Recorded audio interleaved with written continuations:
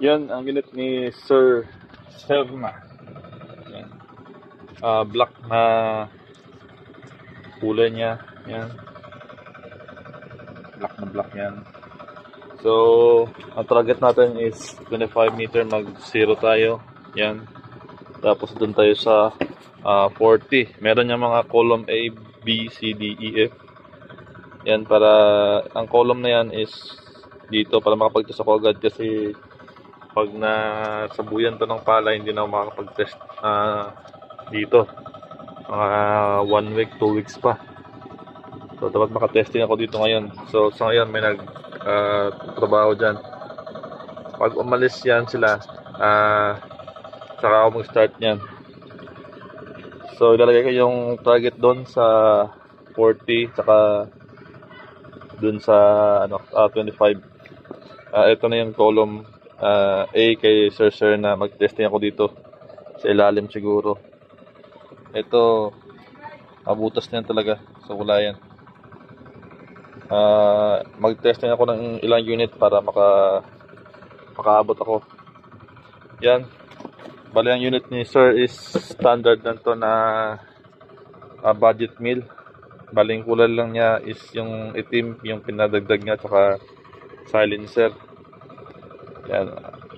Yan yung 28 plus na unit. Sa 28 plus, nagpakulay lang siya ng black, tsaka nagdagdag ng silencer. Yung barrel niyan is stainless yan, yung sleeve, pero yung loob niyan brass. Ang tanke niya is 35 liter. Naka Taiwan to. Yes, naka Taiwan regulator. Yan. Sa mga nakakuha sa amin ng unit ito, pwede na mag-upgrade ng ito. Kasi dati may konting gaspang dito. So, ngayon pwede na. Smooth na yan. Yan o.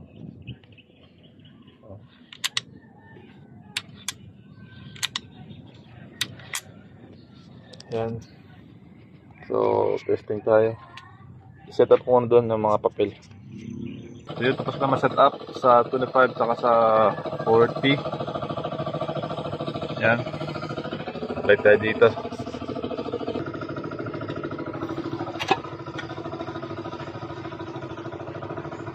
So, tapos na ako tumira sa 25. Doon tayo sa 40. Sa column A, doon sa pinakailalim, mag-testing muna ako kung saan ito tumatama. Pinakailalim.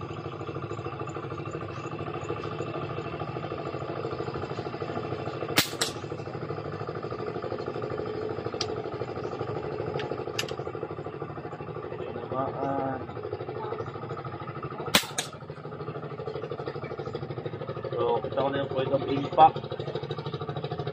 Doon tayo sa taas.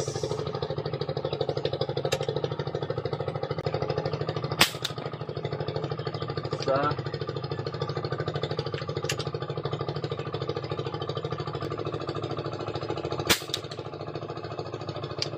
baba. Low.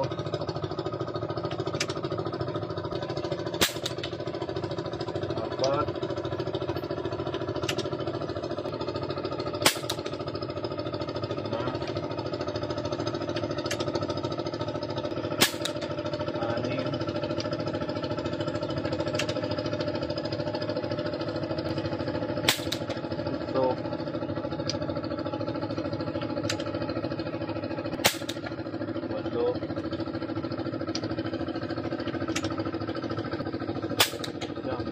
Down na muna kasi meron nang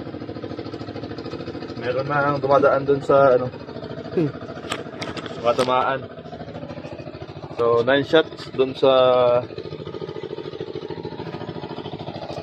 40.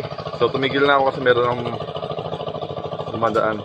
So yung 25 puntahan natin yan, pati yung 40 mamaya pagdaan nila. So ngayon na siguro para walang cut. Bali yung group is dyan sa 25, dalawa yan sa taas. So yung MB na ito nasa 875 ganon. Yan. So, puntahan natin doon. Medyo lusong tayo dito kasi wala nang shortcut kasi yung Pilapil bagong lagayan ng ng lupa. So, mabasa. So, kailangan natin na lumusong talaga para makita ninyo yung tama. So, ito yung unit ni Sir na. Yan. 10 shots. 9 shots na pala. Meron lang napunta sa parang bandang ilalim yung unang-unang tira. Yan. Doon tayo sa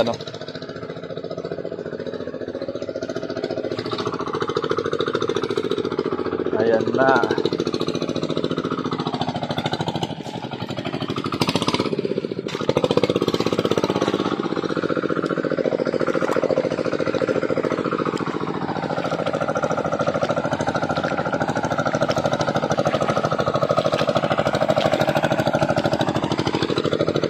Ito yung unang-unang naka-ani na palayan.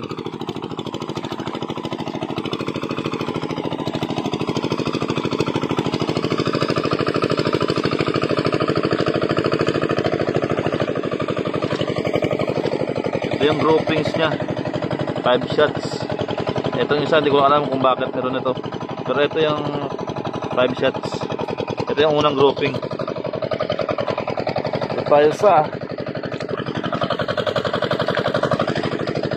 50 40 pala.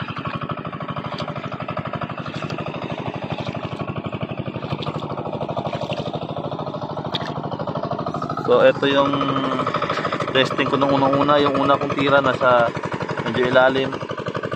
So ito yung testing ko na. Ito yung tama niya. Ito yung endpoint ko. Ito yung napunta dito ang isa. 40. So yan. Liit lang. Pang thinking. Yan. 9 shots lang to. 40 yards. Ha? Ginaw? Lapado? So yun.